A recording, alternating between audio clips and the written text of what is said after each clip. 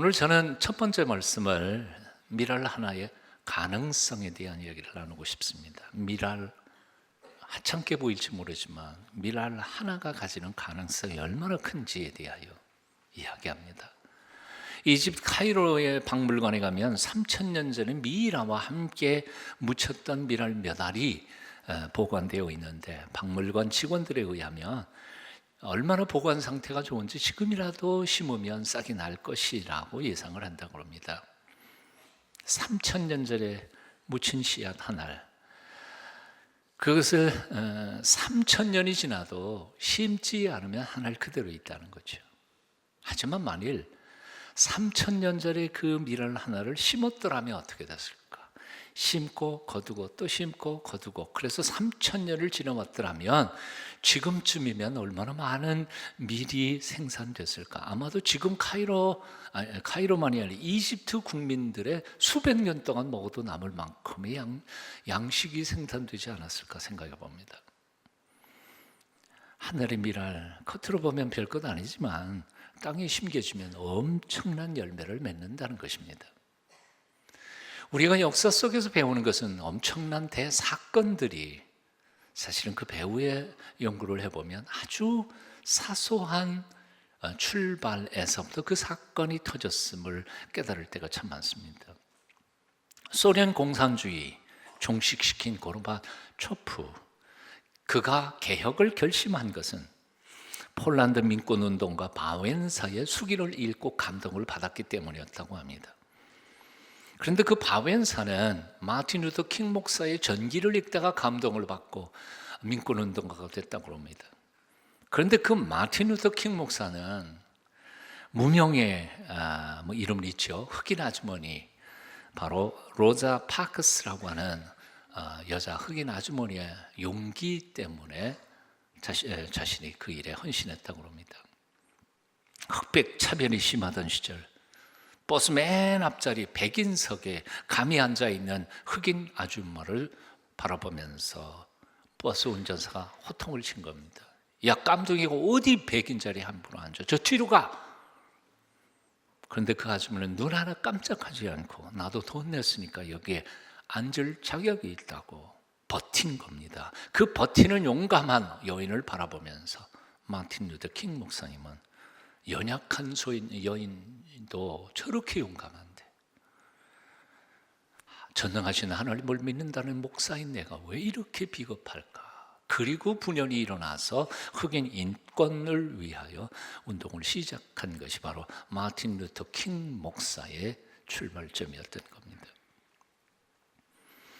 1858년 한 주일학교 선생님이었던 킴볼이 시카고의 컴컴한 구두방 뒤편에서 먼지 나는 헌 구두를 깁고 있는 10대 소년 하나에게 예수님을 전했습니다. 근데 그가 미국뿐만 아니라 전 유럽에 다니면서 수많은 영혼들을 구원해낸 유명한 부흥사인 D.L. 무디였습니다. 이 D.L. 무디의 부흥 집회에 와서 존 말트라고 하는 사람이 변화를 받습니다. 그리고 그가 그때 당시는 생각지도 못했던 대학생들 중심으로 복음 전도의 운동을 일으켜서 자그마치 자기 평생에 2만 명이 넘는 선교사를 온 세계에 파송을 합니다. 그런데 그 선교사로 파송된 사람 중에 하나가 F.B. 마이어라고 하는 유명한 성경학자인데요. 그 학자를 통해서 윌 비 체프만이라고 하는 사람이 또한 주 앞으로 돌아옵니다. 그 윌 비 체프만이 얼마 전에 세상 떠나신 미국의 영성의 양대 산맥 중에 하나라고 하는 빌리 그레함을 전도해서 하나님 앞으로 이끕니다. 여러분 어떻게 생각하세요? 빌리 그레함은 또 얼마나 많은 세계의 영혼들을 주 앞으로 인도했습니까? 사실은 저도요, 교회 나간 지 2달 만에 빌리 그레함의 설교집을 읽으면서 그 젊은 마음에 믿음이 뭔지, 하나님이 누군지, 왜 교회 나가야 되는지 모르는 제가 그 설교집을 읽으면서 감동을 받고 하나님의 사람이 되기를 결단했던 거죠. 맨 처음 주일학교 선생님이었던 킴볼이 그 꾀죄지 한 10대 소년 D.L. 무디에게 복음을 전한 거 별거 아닌 것처럼 보일라는지 몰라요. 아니 어쩌면 킴볼 자신도 자기가 그 아이에게 복음을 전한 게 어떤 사건이 역사 속에 일어날지 상상이라도 해본 적이 있었겠어요? 상상도 못했을 거예요. 근데 지난 200~300년 동안 이 땅에 그리고 온 세상에 엄청난 사건이 그 작은 한 사건을 통해서 일어난 겁니다. 이렇게 상상해 봅니다. 만일 그때 킴볼 선생이 다음에 하지, 그리고 작은 게으름이나 나태함 때문에 복음을 전하지 않았더라면 어떻게 됐을까? 위대한 지난 몇 세기 동안에 기독교의 거장들은 하나도 이 세상에 존재하지 않았을 거예요. 빌리 그레이엄도 이 세상에 없었을 것이고요. 어쩌면 저도요, 아마 목사가 안 됐을지도 모르죠. 하늘의 미라는 지극히 작아 보입니다. 하지만 그 속에는 하나님이 집어넣어 주신 생명력, 무한한 가능성을 가진 생명력이 숨어 있기에 우리가 상상도 기대도 못하는 엄청난 사건들이 그것을 통해서 나타나는 줄로 믿습니다.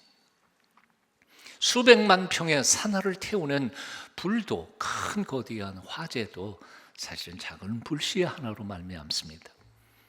한때 우리나라 국민들이 거의 만들어 입었던 옷, 그 옷은 목화라는 것은 문익점 선생이 붓대 안에 숨겨놓은 알갱이 씨 몇 개 때문에 만들어진 것 아닙니까? 가만히 돌아보면 오늘날 우리는 그저 큰 것에만 눈에 팔려 있습니다. 1등, 인기 스타, 인류 운동선수, 세계 챔피언, 금메달리스트. 하지만 사실 위대한 일들은 그렇게 화려한 것으로부터 시작된 것은 아니라 아주 작은 헌신과 순종에서 나올 때가 훨씬 더 많았다는 겁니다. 사실 우리가 생명으로 목숨 걸고 전하는, 그리고 믿고 고백하며 사랑하는 이 기독교의 복음, 어떻게 시작됐습니까? 바로 30대 초반의 젊은 청년 예수 그리스도, 그를 따랐던 몇 명의 제자들, 갈릴리 촌놈들이 이 기독교 시작한 거 아니에요? 그러므로 사랑하는 여러분, 여러분의 지금의 모습이 아무리 초라하다 하더라도 낙심할 거 하나도 없습니다. 아멘? 왜 지금 내 모습을 보면서 참 난 아는 것도 없고 가진 것도 없고 할 일도 별로 없는 것 같고 내가 과연 한 번밖에 못 사는 인생 정말 제대로 살 수나 있을까? 그렇게 절망하는 젊은이들이 너무너무 많아요. 만일 내 속에 예수님의 생명이 있기만 한다면, 그리고 주님의 나라를 위하여 죽음으로 각오하고 전능하신 주님의 손에 나를 맡겨드리기만 한다면, 주님께서는 내가 상상도 기대도 못했던 위대한 일들을 나를 통하여 이루어내실 줄로 믿습니다. 뭐 꼭 킴벌 선생의 일만 위대한 일이겠어요? 나는 상상도 못한 일들이 나의 작은 순종의 행위를 통해 앞으로 수백 년 동안 이 땅에 영향을 미칠지 어떻게 하냐 그 말이에요. 한번 따라 해보실래요? 내 한 몸 죽을 때 많은 영혼이 살아나고, 내 한 몸 아낄 때 그 다음에 뭐가 나올 것 같아요? 천국 문이 닫힌다. 나 한 몸, 나 태양 때문에 에이 내일 하지 뭐, 내년부터 하지 뭐. 나의 작은 게으름이 하나님의 구원의 문을 닫아버릴 수도 있다는 거죠. 그러므로 사랑하는 여러분, 오늘 이 순간 있는 그대로 그냥 순종하십시다. 너무 크지 않아도 돼요. 너무 대단하지 않아도 돼요. 그저 나 있는 이 순간에 거들떠 보지도 않았던 소년 무디를 찾아갔던 킴볼의 순종처럼 아무도 별로 그렇게 대단치 않아 보이는 사람에게 찾아가서 나의 인생을 변화시켜 주신 예수 그리스도를 소개할 때 혹시 압니까? 그가 장차 대한민국의 모세가 될지 에스더가 될지 아무도 모르는 일이죠. 아무도 모르는 일이에요. 흑백 갈등으로 고통을 당하던 그 무명의 흑인 아주머님처럼 이 불의한 세상 한복판에서 하나님의 말씀을 따라 당당하게 구겨지지 말고 주눅들지 말고 당당하게 살아가십시오. 내 작은 용기, 내 작은 순종과 결단을 보고 혹시 제2의 마틴 루터 킹 또는 제2의 바원사, 제2의 고르비가 탄생할지 누가 합니까? 하나님만이 아시는 일이죠. 꼭 사람이 건강하고 몸이 튼튼해야만 위대한 일을 하는 건 아닌 것 같아요. 꼭 돈이 많아야 선한 영향력이 있는 위대한 사역들을 감당하는 것도 아닌 것 같아요. 꼭 많이 배워야 권력을 쥐어야만 큰 일을 하는 것도 아닌 것 같아요. 세상을 한번 돌아보십시오. 돈 그렇게 많이 벌었음에도 불구하고 세상에 선한 영향력 하나도 미치지 못하고 그저 지 혼자 몸 살다가 죽어버린 사람들이 한둘이에요. 민족과 역사에 엄청난 영향력, 선한 영향력을 미칠 수 있는 그 권력의 자리에 올랐으면서도 저 시장 바닥에 성실한 일꾼 한 사람보다도 못한, 아니 더 사악한 민족의 역사를 50년, 100년 후퇴하게 만든 정치가들이 이 세상에 얼마나 많이 있는가 그 말이에요. 남들보다 훨씬 더 많이 배우고 가졌고 지혜를 얻었으면서도 오히려 백성들을 선한 길로 인도하기보다는 잘못 판단해서 엉뚱한 자리에 가서 엉뚱한 짓거리 벌이는 학자들이 이 세상에 얼마나 많이 있는가 그 말이에요. 지금 있는 그 자리에서 지금 있는 그대로 최선을 다하십시오. 요즘 미투 얘기들이 많이 나오는데요. 너무 정치적으로 얘기할 필요는 없습니다. 적어도 한 사람이, 한 여자가 자기 부끄러운 과거에 대하여 드러내놓고 말하는 용기라는 게 얼마나 어렵고 힘든 얘기겠어요. 영원히 감추고 싶은 자신의 아픈 과거의 얘기를 드러내놓는 그 헌신, 그 희생을 통해서 대한민국은 조금이라도 도덕적으로 윤리적으로 맑은 세상 되어갈 것이라고 저는 믿습니다. 오늘 본문을 통해서 주님께서 우리에게 명령하시는 말씀이 있습니다. 미라는 죽어야 사명을 다한다. 그러니 너도 죽어라. 나도 죽는다. 말씀하시는 거예요. 미란의 사명이 무엇입니까? 자기를 죽여 새로운 생명을 만들어내는 것입니다. 미란은 자기 자신만을 위해 존재하지 않습니다. 사실 다음 세대에 더 많은 생명을 위하여 죽기로 작정된 것이 미랄입니다. 아니 미랄뿐만 아니라 모든 세상에 존재하는 씨앗은, 아니 모든 생명체는 다 그렇습니다. 자기 자신만을 위하여 존재하는 생명은 이 세상에 존재하지 않아요. 다 다른 생명을 위해서요. 이것이 바로 심고 거두는 하나님의 법칙입니다. 생명이 이 땅 위에 번성하게 되는 하나님의 삶의 생명의 원리입니다. 내가 죽음으로 더 많은 생명이 이 땅에 번성케 하는 이 이치, 내가 죽음으로써 더 많은 이들이 새로운 축복을 받도록 설계하신 이 생명의 비밀, 이것이 바로 주님께서 십자가에 죽으시기 바로 직전에 우리에게 남겨주신 유훈인 겁니다. 얼마 전에 김정은이 유훈이라고 그러면서 비핵화가 유훈이라는데 못 믿겠어요. 핵 개발하고 꼭 줘야 너 산다. 그렇게 유훈하지 않았을까? 뭐 그 진실은 모르지요만은. 근데 우리의 유훈, 주님께서 우리에게 남겨주신 유훈 뭐예요? 내가 죽어 너희는 산다. 너희도 죽어 세상을 살리거라. 이 유훈이라고 말이에요. 씨앗은 죽어야 합니다. 그래야 열매를 맺습니다.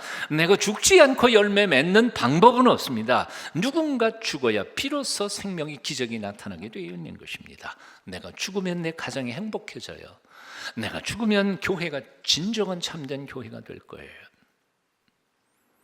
참 이상한 것이 있습니다. 생명은 계속 남에게 자신을 내어 주어야만 자신도 살 수 있다는 역설적인 진리예요. 참 이상하죠. 남을 살려야 내가 살아요. 남을 살려야. 남을 죽이면 나도 죽어요. 계속해서 자기 욕심만 차리는 생명체는 이 세상에 존재할 수 없어요. 암세포가 바로 그 증거예요. 암세포는 자기 자신만을 위해 존재합니다. 계속해서 자신의 세력을 불려갑니다. 덩치를 키웁니다. 주인이 먹는 모든 영양분을 다 빼앗아가 가지고 자기 세력만 키웁니다. 결국은 뭡니까? 자기 생명의 주인인 주인도 죽여버리고 자기도 죽습니다. 그러나 내 몸의 모든 세포 조직, 살아있는 조직들을 한번 살펴보십시오. 이건 다 자기만을 위해서 존재하는 게 하나도 없어요. 우리 입이 있잖아요. 밥을 열심히 먹어요. 먹는 순간 꼴꺽하고 위장으로 다 보내요. 아깝지 않아요? 몇 개 좀 입에다 남겨놓으면 안 되겠어요? 안 남겨요. 다 남겨요. 위에서는 소화를 시켜서 다 또 아래로 내보내요. 남기지 않아요. 손은 밤낮 일해요. 일만 해, 일만 해. 떡 한 가지 못 얻어먹어. 그 맛있는 빵도 집어서 입에다 넣어주고 지는 맛도 못 봐. 참 억울하지 않을까? 발, 잠잘 때 빼놓고는 다 이 신발에 구두에 한 신발 속에 갇혀가지고 밤낮 이 무거운 육체를 끌고 다닙니다. 봉사해요. 빛도 못 봐. 그런데 놀라운 것은 그렇게 철저히 다른 지체를 위해서 열심히 사니까 이 한 몸이 살고요, 이 한 몸이 사니까 자기도 사는 거예요. 이게 생명의 비밀이에요. 갈릴리 호수가 맑은 것은 1년 365일 동안 계속해서 매일매일 요단강으로 자기 물을 흘려보내기 때문에 맑습니다. 하지만 사해가 죽음의 바다가 된 것은 1년 365일 오직 바다만 먹기 때문에 소금 염전이 돼버리고 만 거지요. 온 세상을 아름답게 만드는 것은 많은 재물이 아닙니다. 힘있는 권력도 아닙니다. 지식도 아닙니다. 사랑의 희생입니다. 남을 위해 내가 죽는 그 헌신이 세상을 아름답게 만들고 행복하게 만드는 법입니다. 언제 우리의 가정이 행복해집니까? 가족 식구들 중에 전부 다 제각각 자기만을 위해 하는 그 가정이 행복하겠습니까? 아니요. 그 가족 중에 한 사람이라도 죽는 사람이 있어야 돼요. 희생하는 사람이 있을 때 다른 사람들이 다 행복해지는 거예요. 교회 식구들이, 교인들이 다 제각각 자기 자존심, 자기 체면, 자기 교만 다 자기만을 위해서 산다 그런다면 그 교회는 행복한 교회가 아니에요. 누군가는 죽도록 주일날 아침 새벽같이 나와가지고 주방에서 일해야 돼요. 누군가는 추운 영하 20도, 30도 되는데 저 주차장에서 주차 관리해야 돼요. 봉사하고 섬기는 사람들이 있을 때 그 교회는 아름다운 교회예요. 오면 행복해지는 교회잖아요. 며칠 전에 얘기 들은 얘기입니다. 얼마 전까지 교회는 자원봉사로 다 했습니다. 누가 일꾼 둬서 썼나요?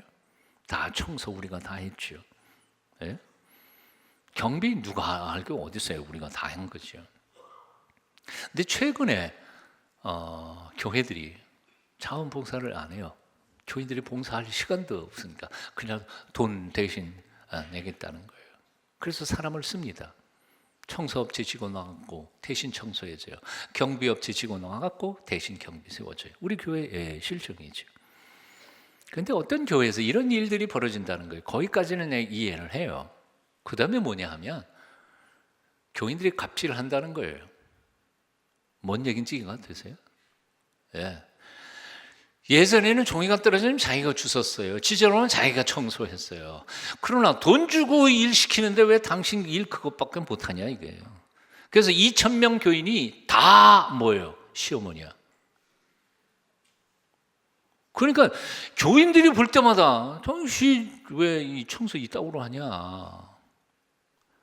당신 경비하는 사람이 무슨 왜 책임을 그렇게 소홀히 하냐? 그리고 경비하는 사람을 따집니다. 그러니까 그 많은 시어머니가 있는 교회에 누가 오겠어요? 그래서 인력 회사에서 교회에 보내는데 교회는 안 가고 싶다는 거예요. 가기 싫다는 거예요. 거꾸로 놓고 생각해 보세요. 여러분, 자, 예전에 내가 했던 거예요. 근데 그 양반이 와서 해주니 얼마나 고마워요. 더더군다나 그가 불신자예요. 예수도 믿지 않는 사람이에요. 예배당 와서 해주는 게 너무너무 고맙잖아요.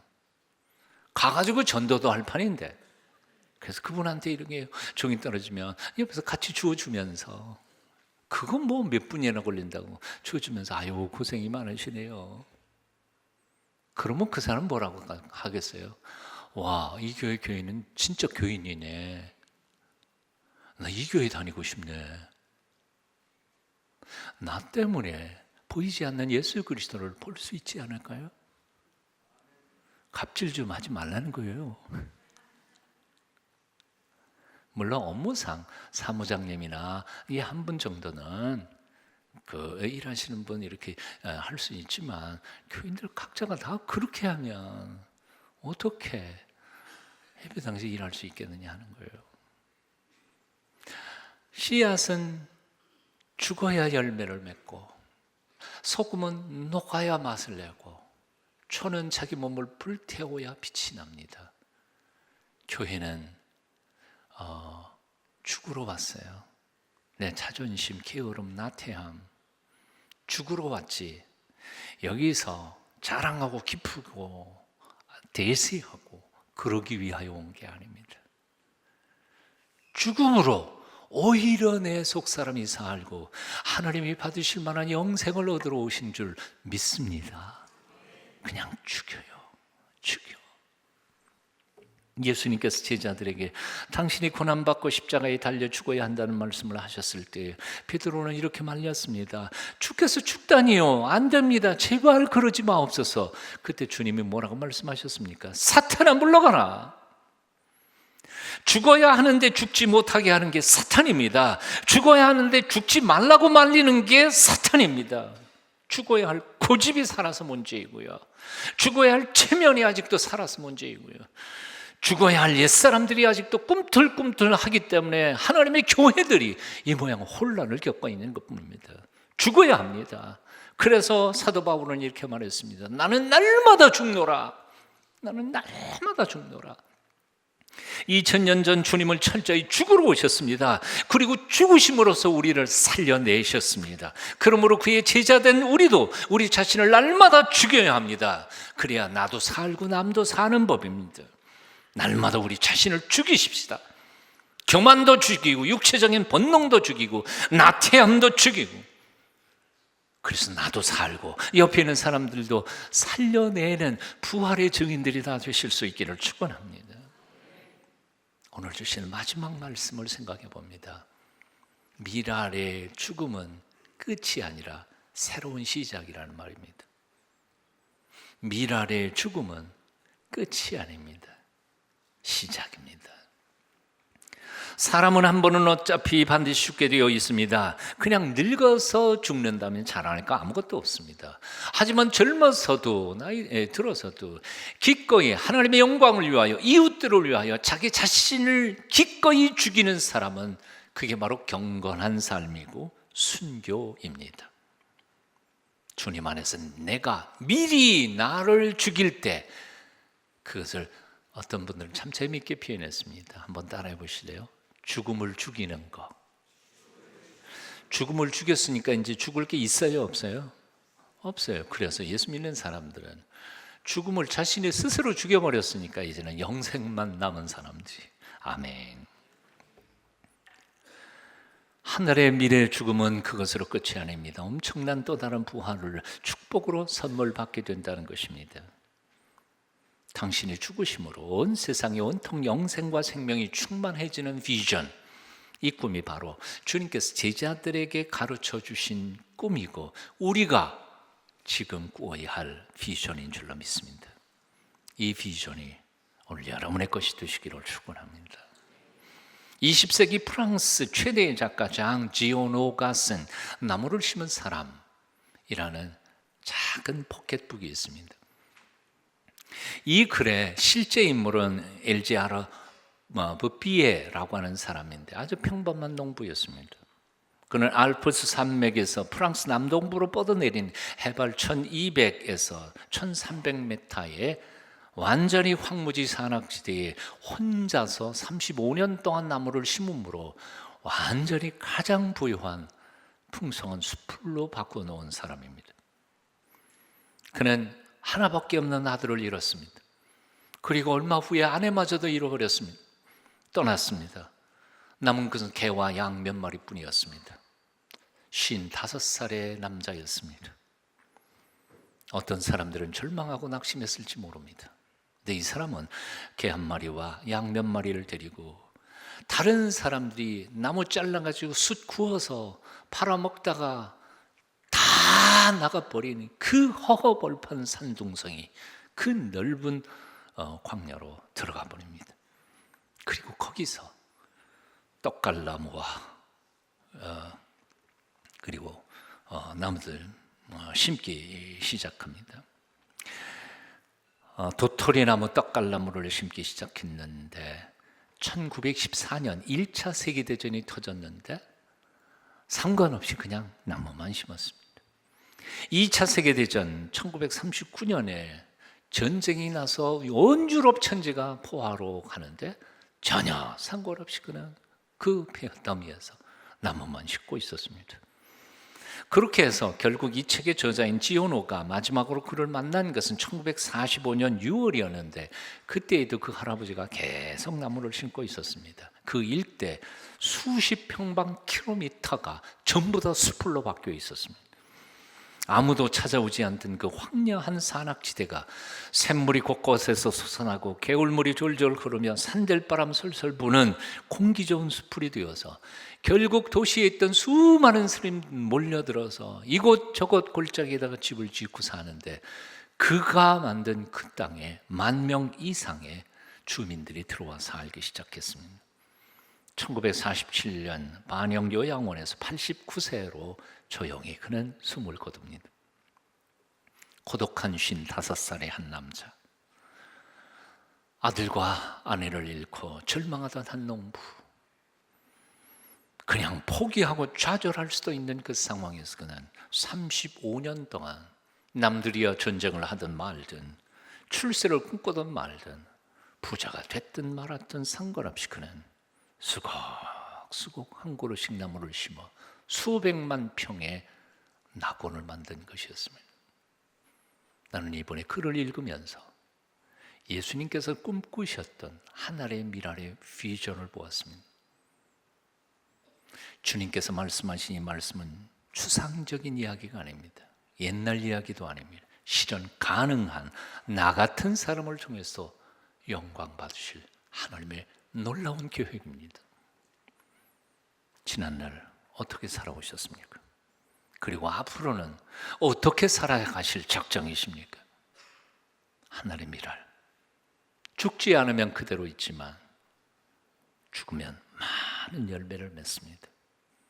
55살의 고독한 남자가 35년을 희생할 때 에덴 동산을 만들어낼 수 있었다면 내 가슴속에 예수 그리스도의 생명을 품고 내가 있는 자리에서 최선을 다할 때 나는 상상도 못했던, 기대도 못했던 엄청난 일들이 앞으로 일어날 것 믿으십니까? 믿으십시오. 그리고 순종하십시오. 기도하겠습니다. 온 세상 살리기 위해 하늘의 미랄로 오신 주 예수님, 우리 또한 그렇게 하늘의 미랄로 주고 많은 열매를 맺는 거룩한 사람 되게 하여 주시옵소서. 예수님 이름으로 기도합니다.